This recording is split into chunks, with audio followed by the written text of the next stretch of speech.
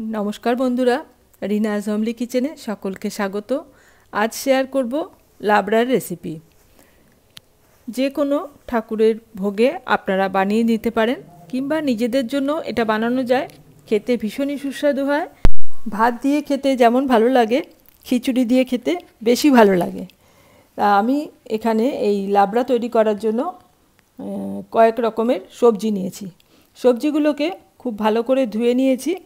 এখন এই সবজির সমস্ত খোসা ছাড়িয়ে কেটে তারপর আমি আসছি রান্নাটা করব। এখানে আমি এই সবজি নিয়েছি পটল, গাজর, আলু, কাঁচা কলা, গাঠি কচু, কুমড়ো, ঝিঙে, বিনস, মূলো, বেগুন। আর এখানে নিয়েছি পুঁইশাক। পুঁইশাকের ডাঁটাগুলোকে কেটে নিয়েছি মাঝখান থেকে। আর নিয়েছি মূলোর ডাঁটাগুলো আর পুঁই পাতা। পুঁই পাতার বদলে আপনারা এখানে পালং শাকও নিতে পারেন। তাছাড়াও ফুলকপি, বাঁধাকপি, থোর, বরবটি এগুলো এই সবজিটার মধ্যে ভালো লাগে। সমস্ত কিছু কেটে ধুয়ে রেডি করে নিয়েছি। এখন কড়াই গরম করে দিয়ে দিলাম সরষের তেল। বেশ অনেকটা পরিমাণেই সরষের তেল দিলাম। তেলটা ভালো মতো গরম হয়ে গেছে। এখন পটলগুলোকে দিয়ে দিলাম। পটলগুলোকে একটু নাড়াচাড়া করে ভেজে নেব।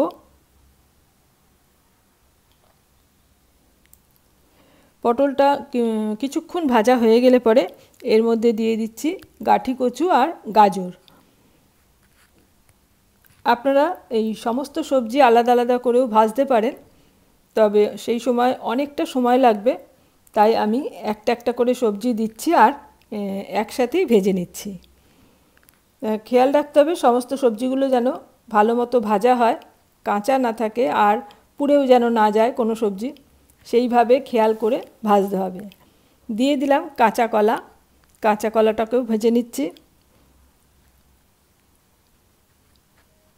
এইগুলো সমস্ত ভাজা হয়ে গেলে এর মধ্যে দিচ্ছি এখন বিনসের টুকরোগুলো।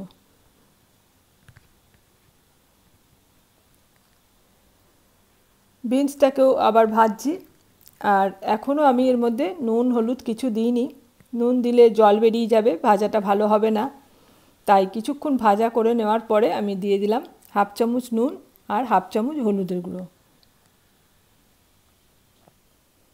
এবার এই নুন হলুদ দিয়ে ভালো করে মিশিয়ে নিয়ে আবারও কিছুক্ষণ ভেজে নেব। সবজিগুলো ভালো ভাজা হলে পরে রান্নাটাও তাড়াতাড়ি হয়ে যাবে আর খেতেও ভালো লাগবে। সমস্ত সবজি আমার ভেজে নেওয়া হয়ে গেছে। আমি এখন এগুলোকে তেল ঝরিয়ে ভালো করে তুলে রেখে দেব।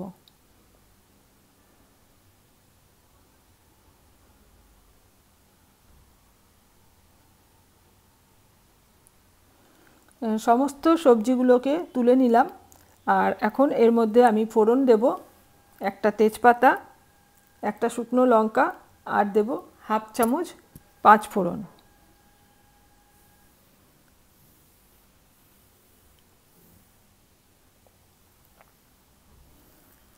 ফোড়নটাকে ভালো করে ভেজে নেব।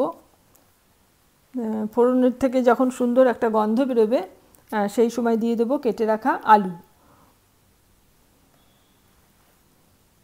আর দিচ্ছি কুমড়ো। আলু আর কুমড়োটাকে আবার কিছুক্ষণ ভাজতে থাকব।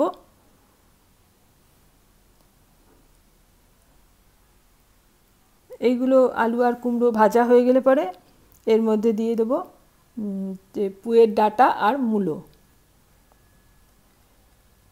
এই সবজিগুলো ভাজার সময় একটু বুঝে বুঝে দিতে হবে। যেগুলো তাড়াতাড়ি সেদ্ধ হয়ে যায় সেগুলো পরে দিতে হবে, যেগুলো একটু সেদ্ধ হতে সময় লাগে সেগুলো আগে দিতে হবে। সমস্ত সবজি ভাজা হচ্ছে। এগুলো ভাজা হয়ে গেলে পরে দিয়ে দিলাম আবারও হাফ চামচ নুন আর হাফ চামচ হলুদ। নুন হলুদটা ভালো করে মিশিয়ে নিয়ে বেশ কিছুক্ষণ ভাজা ভাজা করে নেব।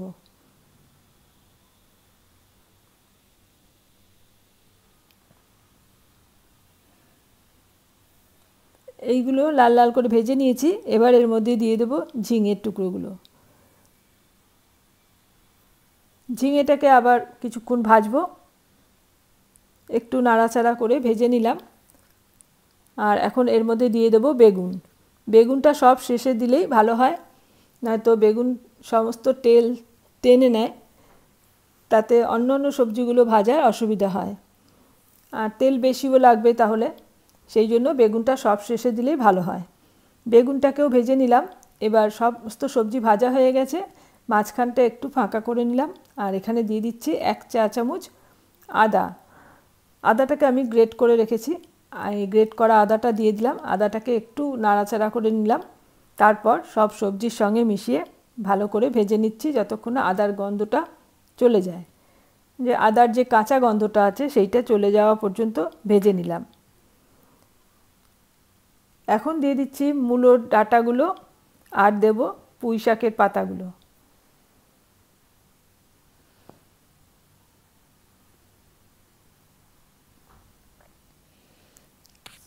এবার এই সমস্ত কিছু আবারও ভালো করে নেড়ে চেড়ে পুঁইয়ের পাতাগুলো মিশিয়ে নিলাম।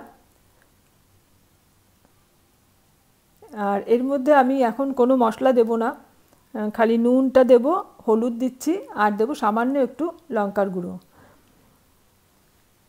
আমি যেভাবে রান্নাটা করছি এই লাবড়াটা, আপনারা একবার এইভাবে করে দেখবেন, খেতে খুব ভালো হয়। আর এই যে এইভাবে এখন নুন হলুদটা দিয়ে আমি ভালো করে মিশিয়ে নিলাম। এবার এখন এর মধ্যে আমি ভেজে রাখা যে আগে সবজিগুলো সেগুলো দিয়ে দিলাম।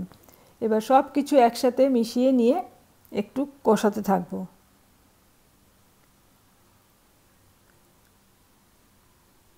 ভালো মতন সব মিশে গেছে, এখন একটু ঢাকা দিয়ে, তার আগে 2টো কাঁচা লঙ্কা দিয়ে দিলাম, দিয়ে ঢাকা দিয়ে 3-4 মিনিট রেখে দেবো। গ্যাসের ফ্লেমটাকে লো করে দিয়েছি। 4 মিনিট পর দেখুন খুব ভালোভাবে এটা কষানো হয়ে গেছে, আর সবজিগুলো অনেকটা নরম হয়ে গেছে। একটু শক্ত শক্ত আছে, তাই এর মধ্যে আমি দিয়ে দিলাম এই হাফ বাটি মতো গরম জল। এবার একটু আবারও ভালো করে নেড়ে মিশিয়ে নিলাম। এবার ঢাকা দিয়ে সব কিছু সবজি সেদ্ধ হতে দেব। আর ওদিকে আমি একটা মশলা তৈরি করে নিয়েছি ততক্ষণে। মশলাটা আমি পরে দেখাচ্ছি কি মশলা আমি ভেজে গুঁড়ো করে রেখেছি। এই সবজিটা 4 মিনিট পর আমি ঢাকা খুলে নিয়েছি, আর জলটা অনেকটাই শুকিয়ে গেছে, অল্প অল্প আছে। সবজিগুলো কতটা সেদ্ধ হয়েছে দেখে নেব। সমস্ত সবজি ভালো মতন সেদ্ধ হয়ে গেছে। এই যে আলু, গাঁঠি কচু, গাজর, কুমড়ো সবই ভালো মতন সেদ্ধ হয়ে গেছে।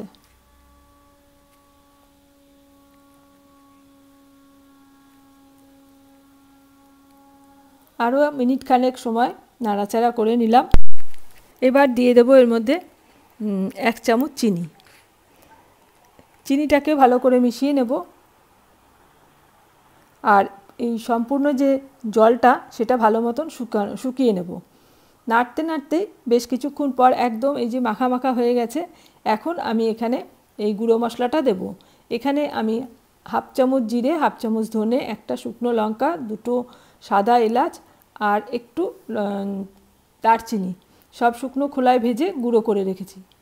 এখান থেকে আমি 1.5 চামচ মতন মশলাটা দিয়ে দিলাম, আর ভালো করে এখন মিশিয়ে নিচ্ছি। গ্যাসের ফ্লেম অফ করে দিলাম। এই ভাজা মশলাটা সব শেষে দিলে পরে এই লাবড়াটা খেতে খুব ভালো লাগবে। আর ভালো করে মেশানো হয়ে গেলে আমি এটাকে ঢাকা দিয়ে আবারও রেখে দেবো স্ট্যান্ডিং টাইমে কিছুক্ষণ। তৈরি হয়ে গেল আমার আজকের রেসিপি লাবড়া। আমি এখন এটাকে 5 মিনিট পর একটা পাত্রে তুলে নিচ্ছি। আর আমার আজকের এই লাবড়ার রেসিপি আপনাদের কেমন লাগলো আমাকে অবশ্যই কমেন্টস করে জানাবেন। ভালো লাগলে লাইক আর শেয়ার করে দেবেন। চ্যানেল এখনও সাবস্ক্রাইব করা না থাকলে আমার চ্যানেলটা সাবস্ক্রাইব করে পাশে থাকা অল বাটনটা প্রেস করে রাখবেন। পরবর্তী ভিডিওর নোটিফিকেশান আপনার কাছে চলে যাবে।